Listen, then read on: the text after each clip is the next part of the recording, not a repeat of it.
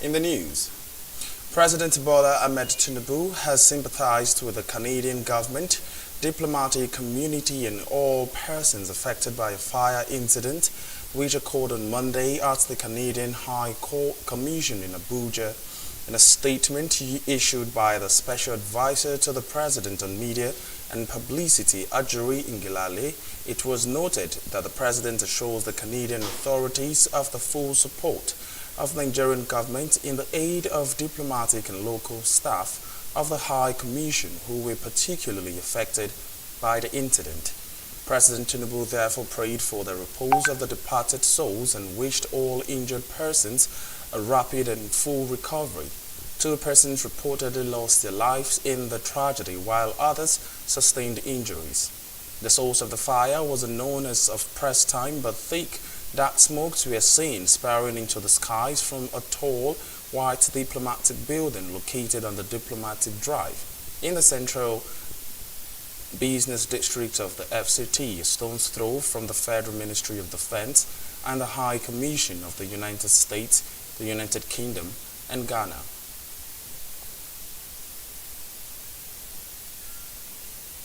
To maximally leverage on opportunities that will be afforded by the implementation of the African Continent. The Senate has resolved to facilitate the inclusion of the dangers of the dredging of River Benue and other river projects in the 2024 appropriation bill to address the perennial flooding and its multidimensional consequences. The lawmakers also urged President Bola Tinubu to facilitate the constructions of dams, including the Dasin Hosa Dam proposed to be in Fufu local government area in Adamawa State to curtail the potential risk of excessive flood from the Lagdo Dam in Cameroon. They also urged the National Emergency Management Agency, NEMA, to provide relief materials to the victims of the flood and embark on enlightenment on the dangers of crossing rivers before or after rainfall. These resolutions come against the backdrop of perennial flooding caused by floods and undredged River Benue. According to NEMA, in 2022 alone, over 2.41 million people were displaced and over 600 fatalities were recorded, with hectares of farmland across affected states swept off. The Senate has now dissolved into an executive session. For those of us who are living with the consequences of flooding every year, we cannot but support a motion like this and sympathize with fellow Nigerians who share in this plight every year. River Niger and River Basin are upland, but all the water that we are complaining about flows through the Niger Delta to the Atlantic. So it's a major issue. Further disturbed that the result of the flood by the River Benue on Wednesday, 1st of November 2023, 32 people were on board trying to cross the river at Garin Alaji near Chikito village. Recommended that we should facilitate the inclusion of the dredging of River Niger, River Benue, and other rivers in the 2024 appropriation bill to address the perennial flooding and its multi-dimensional consequences to Nigeria. Can we say aye? Those against say nay. The ayes have it. The prayer 3 or prayer 2 urge the President to also facilitate the construction of Dasin Hosa Dam proposed to be in Furo local government to curtail potential risk of excessive flood from the Lagdo Dam in Cameroon. The candidate of the Labour Party LP in the 2023 presidential election, Peter Obi, on Monday, said the dream of a new Nigeria has not ended with the October 26, 2023 verdict of the Supreme Court. Obi spoke at a press conference in Abuja about 2 weeks after the Apex Court affirmed the February 25th, 2023 electoral victory of the President Bola Tinubu of the All Progressive Congress. Obi, who faulted the judgment of the Apex Court, however, agreed that the end has come to the legal battle of the last election. Addressing the supporters popularly known as Obedient, the former governor of Anambra State said a destination is not an event but a journey. Obi did not explicitly disclose whether he would run for president again in 2027. He said that the end has not come for his journey for a new Nigeria. Breaches of the Constitution relative to established qualifications and parameters for candidates in presidential elections. With this counter judgment, the Supreme Court has transferred a heavy moral burden on the courtroom to our national conscience. Our young democracy is ultimately the main victim and casualty of the courtroom drama. Without The suspended Independent National Electoral Commission INEC Resident Electoral Commissioner REC in Adamawa State, Hudi Yunusa Ari, has failed to show up at the State High Court in Yola, where he was to be arraigned on Monday. Justice Benjamin Manji of the State High Court in Yola has thus ordered the INEC to produce him in court during its next sitting on November 23, 2023. This follows the failure of the police to serve the hearing notice to Yunusa Ari. According to the Prosecution Counsel to INEC, Justice Rotimi Jacobs, the police made several attempts to serve him the hearing notice by visiting his home. The defendant's surety also could not be traced. The presiding judge, Benjamin Manji, however, wondered why the police, who gathered him bail through a surety, could neither get the defendant nor the surety.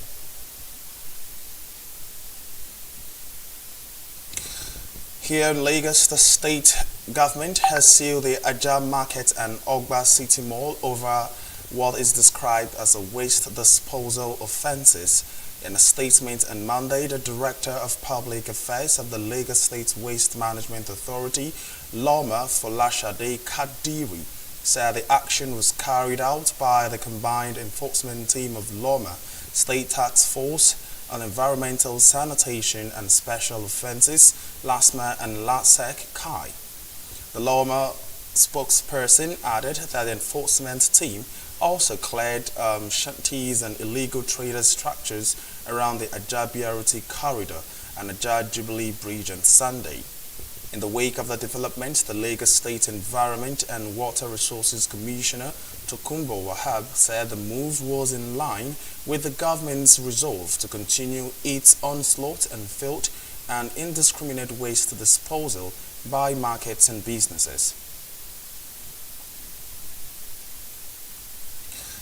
Governor Seyi Makinde on Monday has declared that workers and pensioners in site would receive a monthly cash award of 25,000 and 15,000 respectively for the next 6 months. He noted, however, that the workforce and the people of the state would have to work with the state government to develop the economy of the state for the long term. As according to him, once there is economic prosperity in the state, everyone will be touched. The governor stated these when he addressed the workers at the frontage of the governor's office secretariat, Agodi Ibadan, during a solidarity rally. Governor Makinde maintained that the wage award of 25,000 and 15,000 naira respectively for workers and pensioners would be paid for the month of October and subsequently for another 5 months until an agreement is reached on a new minimum wage. In his response, the chairman of the Nigerian Labour Congress (NLC) of Oyo State, Kayode Martins, as well as Bosun Olabi of Trade Union Congress, affirmed that the announcement has effectively brought closure to the grievances of the workers. As a state, you have to look at your pockets, you have to see what we can do. And what I said to them is, for for the wage award for pensioners, we will give pensioners, every pensioner in Oyo State, will give them 15,000 naira monthly for the next 6 months. Starting, I guarantee October for them, but they also asking for that we should start in September. As I don't know if we have enough money, but we'll see. And for workers, we're doing 25,000 naira, to cushion the effect of these economic challenges that we're going through. The governor had pronounced 25,000 naira and 15,000 naira equally for the pensioners. So I think we appreciate His Excellency for that, and we are grateful. I think that will take us to some level. We appreciate God that they were there. The negotiation has really ended. Everybody was there. It's not that we agree with the government. The governor spoke to the people, and they reached a conclusion. So what else do we have to do? We were actually asking for arrears from September. Moving on to security matters, Boko Haram terrorists have killed 10 farmers in some communities in Borno State. Some of the farmers died in Kwashabe, a rice plantation where over 40 farmers were killed 3 years ago in the Zabamari district of Jere local government area. Others were killed in Kakut village in Mafa local government area. One of the farmers in Zabamari said trouble started when 3 farmers were kidnapped on Friday and a ransom of 600,000 was being demanded for each of the 3 kidnapped persons. Being unable to extract more money than the 120,000 naira paid for the 3 persons, the terrorists mobbed up 15 more farmers who were working on the farmlands on Saturday only for a rival terrorist group to come attempting to kidnap the 15 farmers. The Manufacturers Association of Nigeria (MAN) has called on the large, medium and small manufacturing organization to take advantage of the 7th edition of the Nigerian Manufacturing and Nigerian Raw Material Exhibition to explore new production process that will increase production output, reduce cost, improve product quality and diversify into new products. The president of MAN, Otumba Francis Michioye, who announced these on Monday in Lagos while speaking on the potentials of the expo, said the need to start using technology to produce local food, products and other indigenous innovations become imperative so that Nigeria do not end up dependent on developed countries. Otumba Michioye explained that the expo would provide avenues for a strategic gathering for thought leaders in manufacturing sectors, policymakers and government regulatory agencies to discuss solutions for existing challenges and carve out ideas for growth and development of the manufacturing sector. The Director General of Raw Material Research and Development Council, RMRDC, Prof. Hussaini Doko Ibrahim, explained that the Council has worked over the years with stakeholders to increase the manufacturers' access to both basic and secondary raw materials. Prof. Ibrahim, who was represented by John Obekba, of the Business Center of RMRDC, said that the center has developed technologies that can produce varieties of raw materials which have been visibly ascertained but need scaling up for investment. Over the landscape, we are disrupting technologies and trends, including blockchain, Internet of Things, machine learning, artificial intelligence, green energy, and augmented reality are set to shape the future. We must harness these innovations to foster self-sufficiency. It is equally essential not to lose sight of the importance of harnessing locally sourced raw materials and availing oneself of critical support services such as financing and logistics. These innovations and products will be on display at the expo alongside other local raw materials and products, with the hope that a detailed expose of Nigerian natural raw materials and their potential to grow the manufacturing sector will be made.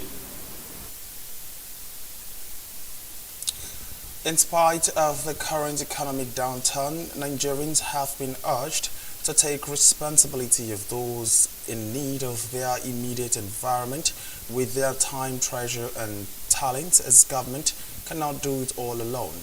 This was highlighted at the third investiture of Yaba Sentinel Lions held in Lagos State. The immediate past district governor of Lions 404 A1 Nigeria, who was the guest speaker at the public presentation, Anon Anyanwu, said that Heart of Lionism was an heart of service via childhood cancer, diabetes, hunger relief, environment, vision, humanitarian service, youth empowerment and disaster relief in the immediate communities. The district governor of Lions 404 B2 Nigeria, Adeni Balogun, said the need of the people brought to an extension of humanitarian groups' global courses from 5 to 8. He also urged members of the public to join hands in support for the causes of Lionism. The work of humanitarian service is enormous. There are a lot of people who need humanitarian service, community service, and I am asking those of us who are service-minded in our societies that have not joined the Lions Club to join the Lions Club so that together we'll have more people to serve humanity. I advise members of the society to partner with us, to join forces with us, for us to be able to serve humanity the more. We are lions, and what we do is to serve mankind with our time, with our treasure, with our talent. From the little God has endowed us with, we felt the need for us to give back to the society, and that's what we do as Lions. I just want to appreciate those who have been supporting us so far, and while I implore and appeal to all good-minded citizens of this country to please support the Lions movement, and we have been holding series of trainings for our members. We've had 2 so far. The first one, we gave an insight about the club. We had the first training. The second training we had, it was on business structure.